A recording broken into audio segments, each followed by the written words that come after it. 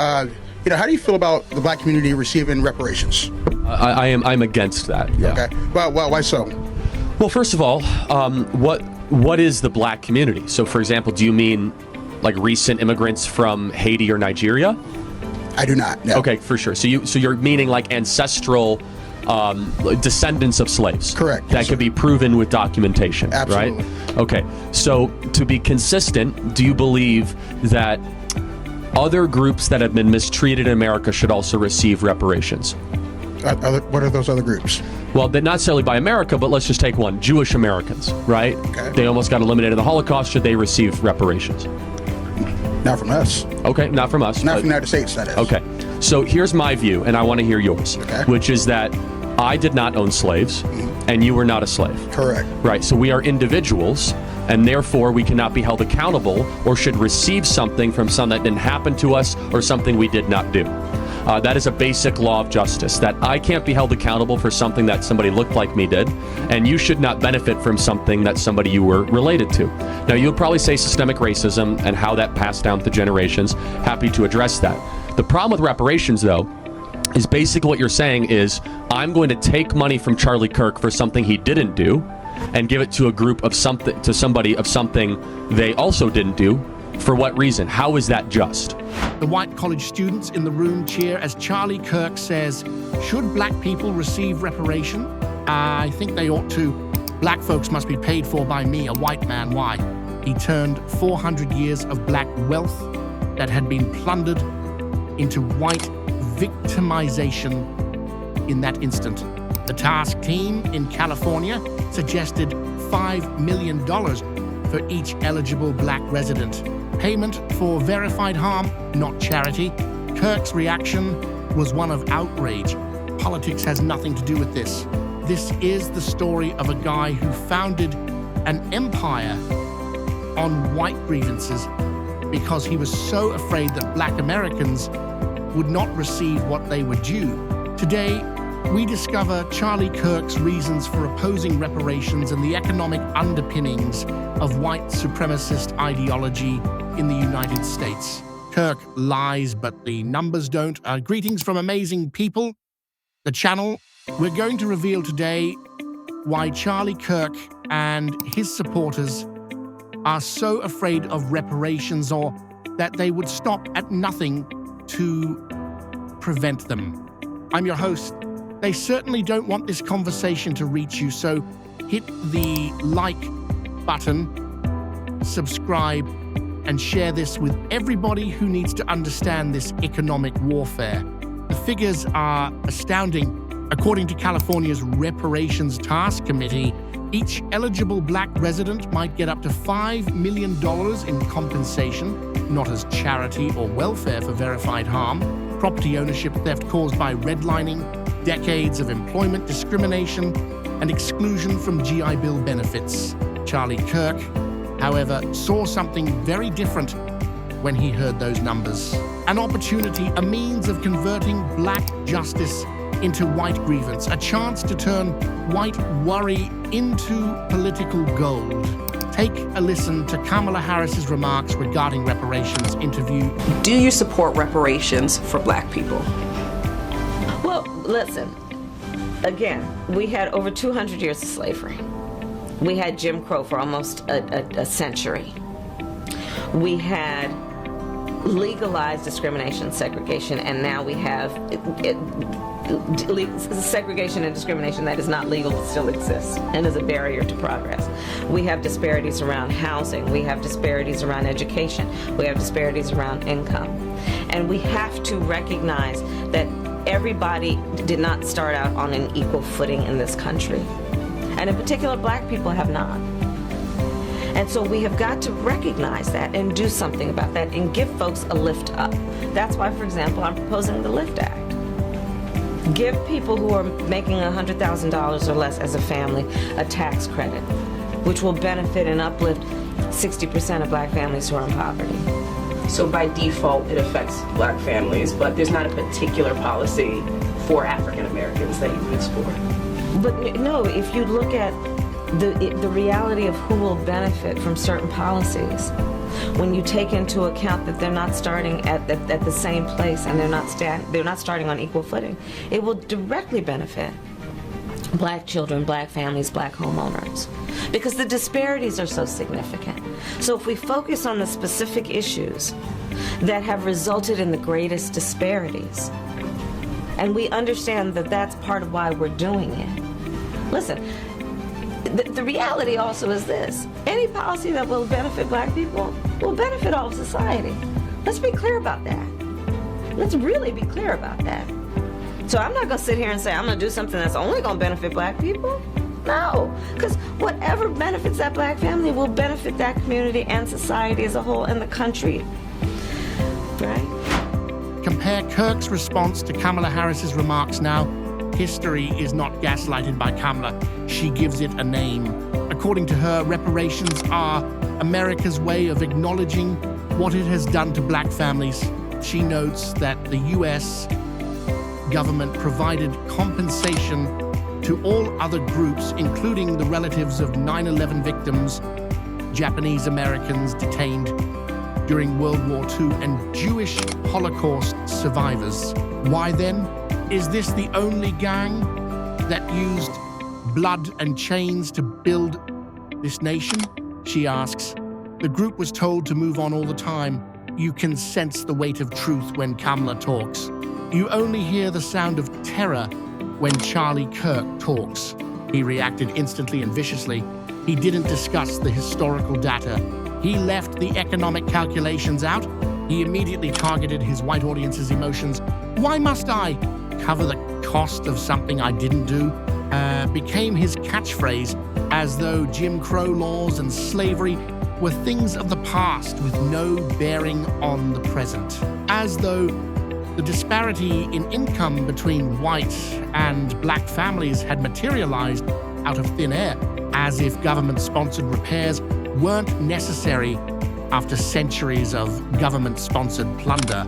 However, there is more to Kirk's resistance to reparations than just political differences. It reveals the underlying dread that underpins his entire perspective on the world, the fear that Black Americans may truly receive their just compensation. Since this is essentially about money, let's follow it. The economic underpinnings of racial supremacy in America are money and power. The average wealth of a white family is $171,000. Black families typically earn $1,700 to $600. That 10.1 ratio wasn't the result of chance. Policies that benefited white families were the ones that created it, while making Black people poorer. Black families lost an estimated $212,000 in home equity as a result of redlining alone. You're looking at trillions of dollars in stolen riches when you multiply it by millions of families over decades. Veterans of World War II received $95 billion in benefits through the GI Bill. Less than 1% of such benefits went to Black veterans, who accounted for 10% of the service. Black families that earned those benefits through military service were routinely denied $94 billion in government payments. Between 1929 and 2020, Black Americans lost an estimated $16 trillion in wages due to employment discrimination. $16 trillion, that is greater than the US GDP as a whole. These figures aren't arbitrary. They stand for actual families, postponed dreams, and stolen wealth that has been moved to white neighborhoods. However, when California's task committee determined the amount owing, they came up with numbers like $5 million per justice was not seen by Charlie Kirk and his supporters. They witnessed thievery. They witnessed Black people attempting to rob white folks. The inversion of psychology is stunning. The thieves turn into the victims of theft. The victims are those who profit from stolen wealth. Criminals are those who demand payment for documented injury. This is when Kirk's messaging really shines. He turns valid Black complaints into illegitimate Black self-interest. He creates imaginary white victimization out of documented white superiority. But why does his audience respond so strongly to this message? Why do millions of white Americans accept stories that can be shown to be untrue? The economics of unearned advantage and the psychology of hereditary shame hold the key to the solution. Personally, the majority of white Americans didn't possess slaves. Redlining policies were not written by them directly. Black veterans were not specifically denied GI Bill benefits by them. However, the wealth that these policies produced was passed down to them. Their grandparents used a federally subsidized mortgage to purchase the suburban house because they were able to obtain good employment. Their parents were able to pay for their college education. Due to the absence of racial prejudice, the family business prospered. There is a psychological cost associated with this genetic advantage. Deep within, many white Americans are aware that they haven't earned all of their prosperity. They are aware that the game was rigged to their advantage. They are aware that black families face obstacles they have never faced. Charlie Kirk extends forgiveness to them. He assures them that they owe no one anything, that their advantages are real, and that their shortcomings are self-inflicted. Millions of dollars are at stake in this communication. By educating white people about reverse racism, Kirk's organization raises tens of millions of dollars every year. When he informs audiences that black demands for justice are really attacks on white people, he receives six-figure speaking fees. He has turned white guilt into a white grievance and made it a commodity. He has transformed past debt into contemporary animosity, telling white people that they are the true victims of racism in America has brought him great wealth. However, black lives and futures are the price of this propaganda. Kirk perpetuates the idea that black poverty is a personal shortcoming rather than a systematic result each time he rejects reparations. Black children find it more difficult to get an education whenever he criticizes affirmative action. His denials of systemic racism serve as justification for ongoing discrimination. His statements are more than just bluster. They are actual weapons that hurt actual people. Kirk's anti-reparations rhetoric has drawn a quick and harsh backlash from the black community. Economic data and historical proof are exploding on social media. Black economists provide thorough refutations of his assertions. Leaders in the community banded together to refute his story. Kirk, however, ignores these answers. He brushes them off as sentimental outbursts from irrational people seeking something. He presents himself as an opponent of racial bias who stands up for justice and merit. This dynamic exposes Kirk's position's underlying dishonesty. He opposes all policies that would promote equality, despite his statements to the contrary. While defending the color-conscious regulations that gave white people an edge, he claims to want a society that is colorblind. Despite the obvious contradiction, his audience appears unconcerned. They don't care about regularity or reasoning. They want to be absolved of their wrongdoing and have their benefits justified. Kirk offers both. He assures them that all they own was earned, that reparations would be theft rather than restitution, and that black people are entitled to what they lack. This message has practical repercussions. Kirk is not merely voicing an opinion when he informs his audience that reparations are unjust. He is influencing policies. His supporters cast ballots. They give to political campaigns. They exert pressure on lawmakers to reject laws pertaining to restitution. As a result, reasonable suggestions for repairing historical wrongs are rejected as extreme redistributions of wealth. Well-considered settlements for proven damages are described as giveaways to unworthy beneficiaries. Kirk has been successful in shifting the focus of the reparations discussion from justice to white people's fairness, While the beneficiaries of historical theft claim victimhood, he has forced the victims to defend their entitlement to compensation. Let's look at Kirk's specific arguments against reparations, though, as they demonstrate how illogical his stance is. He begins by making the case that slavery was too long ago to be relevant now, that since contemporary Black Americans weren't slaves, they shouldn't be compensated. This disregards the reality that Jim Crow, redlining, and continued prejudice followed slavery. Slavery was not the end of the harm. It changed and adjusted. Black Americans encounter new obstacles every generation that are intended to impede their ability to accumulate wealth and grow economically. Second, Kirk contends that present white people shouldn't foot the bill for reparations because not all white people owned slaves. This disregards the fact that the economy based on slave labor benefited all white people. Black unpaid labor served as the cornerstone for the establishment of American society's institutions, infrastructure, and total riches. Third, he asserts that social services and affirmative action have already made up for historical harm to Black Americans. This disregards the fact that these initiatives were not created to make up for prior theft, but rather to combat persistent discrimination. They weren't compensation for damages, they were bandages applied to a wound. Fourth, Kirk contends that racial relations would suffer and that reparations would cause division. Perhaps his most cynical argument is this one. He says that tackling racial inequity would be controversial after spending his career dividing Americans along racial lines. When examined closely, all of these arguments fall apart.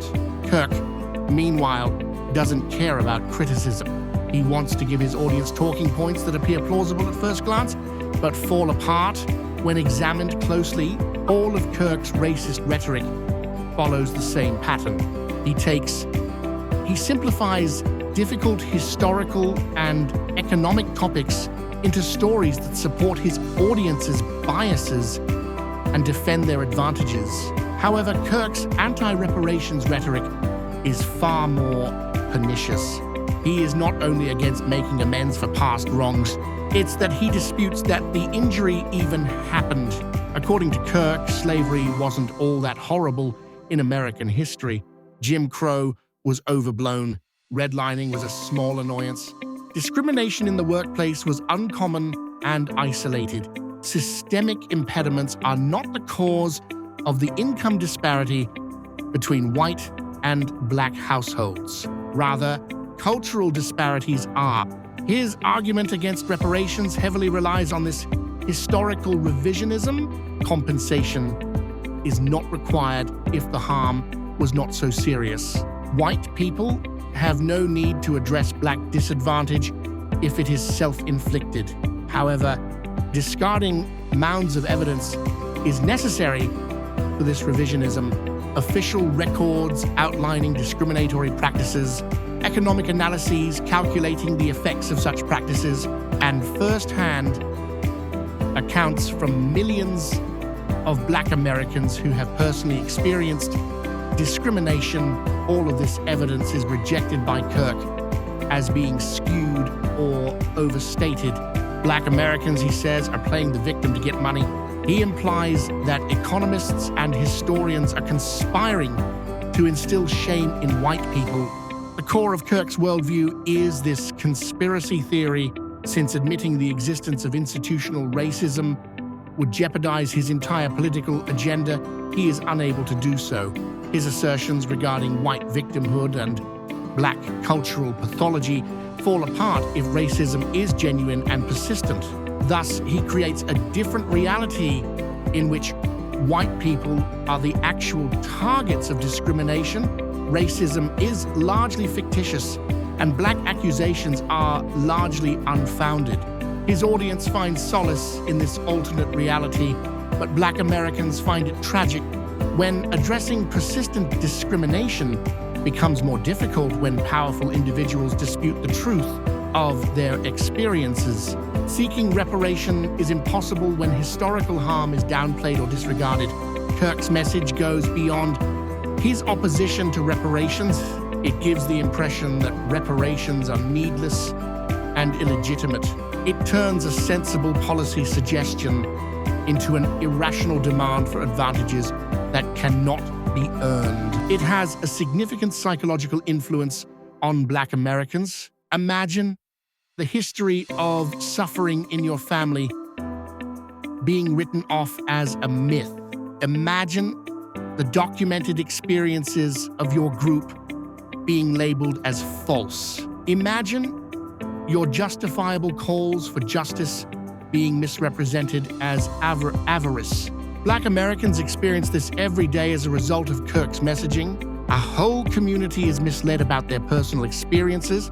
It informs them that their demands are unjustified and that their suffering is fictitious. However, Kirk's rhetoric does not fool Black Americans. They are aware. Their own past. They are aware of the link between current inequality and historical discrimination. They understand the distinction between charity and justice. Black Americans do not perceive principled resistance to government spending when Kirk opposes reparations. They observe ongoing opposition to admitting and correcting the wrongs done to their communities and families.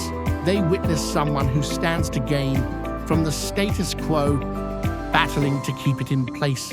They witness someone claiming that advantages are earned even if they were inherited. They witness someone who has never experienced discrimination asserting that it doesn't exist. Black communities' resentment of Kirk extends beyond reparations, and it has to do with the larger trend of disdain and denial that his messaging embodies. It has to do with the refusal to accept responsibility, admit wrongdoing, or advocate for remedies. This rage is reasonable and well-founded. You have every right to view someone as an adversary if they have dedicated their professional life to disparaging your community, discounting your experiences, and fighting for laws that would benefit your family. Black communities experienced a range of difficult feelings following Kirk's death in 2025. There was no revelry in bloodshed or death. However, there was also no grieving for a man who had dedicated his professional life to disparaging Black advancement and Black dignity. Rather, everyone understood that even though Kirk was no longer there, the structure that created and rewarded him was still in place. He would find new voices for his talking points. New figures would repeat his arguments. He would continue to oppose reparations under various guises. This acknowledgement was energizing and sobering. It affirmed that overcoming individual opponents was not the way to win the reparations battle. It necessitated altering the larger discourse in America regarding justice, history, and race. Despite Kirk's and other people's objections, the reparations movement has remained strong. Proposals for reparations are being examined by more states and localities. More Americans are becoming aware of the past and present impacts of discriminatory legislation. However, the opposition is still strong. Kirk's objections to reparations are still being discussed in conservative political and media circles. Public opinion remains influenced by his portrayal of reparations as reverse racism. In the end, the reparations dispute is a conflict about American identity. Is our country one that owns up to its mistakes and seeks to make amends? Or are we a country that ignores its past and doesn't confront its effects? The latter vision was embodied by Kirk. He desired an America that could pretend that existing disparities were inevitable and natural while ignoring its racial past. He urged Black Americans to quit whining about their difficulties and white Americans to be proud of their advantages. But in the end, this vision cannot be sustained. It is impossible to ignore the overwhelming evidence of historical harm indefinitely. It is too obvious to overlook the link between historical prejudice and current inequality indefinitely. Whether America will eventually face its racial past is not the question. How long that reckoning will take and how much opposition it will encounter are the questions. And Charlie Kirk devoted his professional life to postponing that realization. He authorized white Americans to reject black advancement and disregard black misery.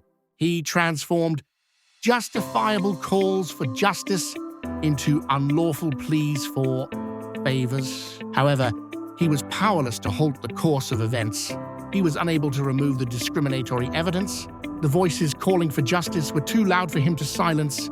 His opposition to reparations exposed the dread that underlies a large portion of white hostility to racial advancement.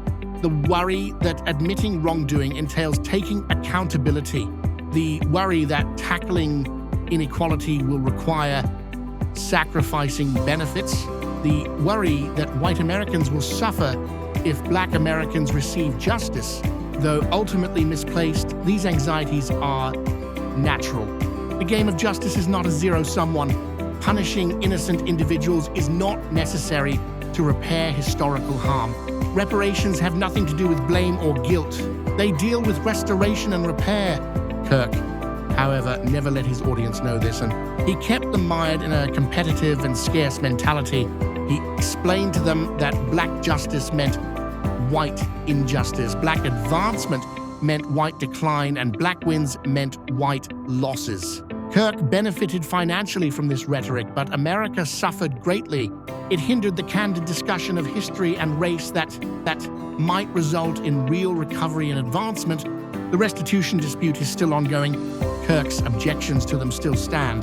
The truth endures, but so does the opposition he helped create. There is more and more proof of previous harm. Every new study and every new discovery regarding historical discrimination strengthens the case for reparations. Perhaps Charlie Kirk detested the thought of having to pay $5 million in reparations, but the facts remain the same despite his disdain. The history could not be erased. The debt owed to black Americans by the United States could not be eliminated, and that debt still exists. How and when it will be paid is the question. Kirk worked all his life to make sure that would never be. However, history indicates that justice does come, however slowly. The amount of $5 million that infuriated Kirk wasn't just a random person. It was computed using harm that had been documented. It was a modest assessment of the amount owed and the amount stolen. Kirk's resistance to that number demonstrated his disapproval of the notion that black Americans should be compensated for the harm they endured.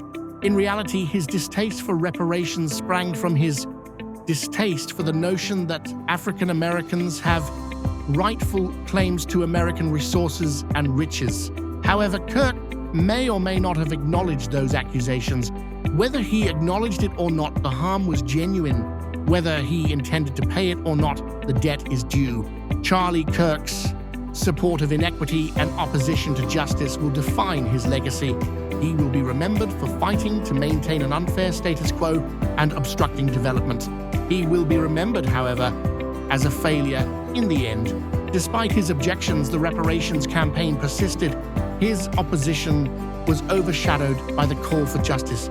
His lies turned out to be weaker than the truth. It's still possible that the $5 million in restitution he detested will be made, not due to his backing, but in spite of his resistance. Not because he was persuaded, but rather because he was defeated. That would be Charlie Kirk's career's greatest irony. It's possible that the man who dedicated his life to advocating for reparations will be seen as a key figure in the movement. The intensity of white opposition to racial justice was exposed by his opposition position